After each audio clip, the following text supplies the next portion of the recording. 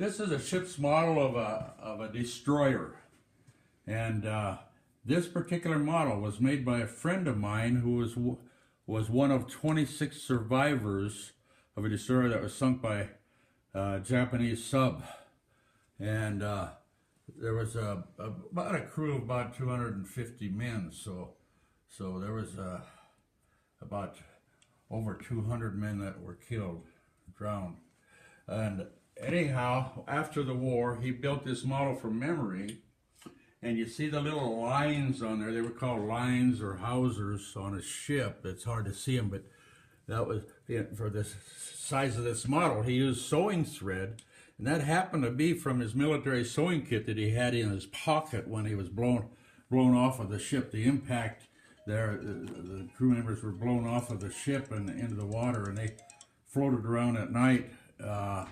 And drifted into an island, and they heard Japanese voices on there, so they hid in the jungle until the next day an American submarine rescued them. All right, we have some of the things that were used on board the ship here.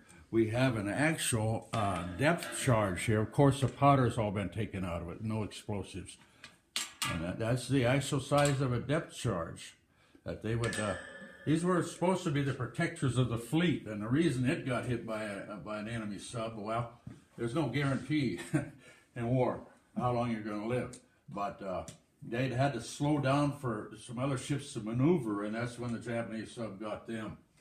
But here we see a World War II poster encouraging people on the home front to support the men on the battlefront. And you see this depth charge here that they're getting ready to load onto the launchers or drop off the back of the ship. Anyhow, it says lend a hand, enlist in your Navy today. So this would encourage people to join the service. For various branches of the service had their own posters.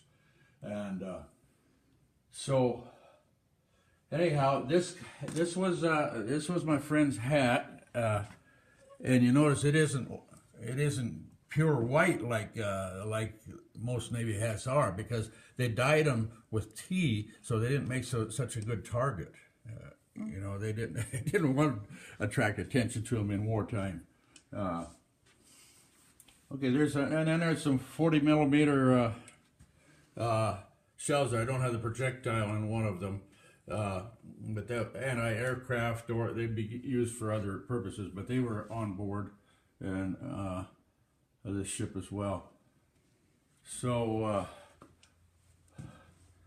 let's see, what else can I tell you about this? That's probably enough about this one.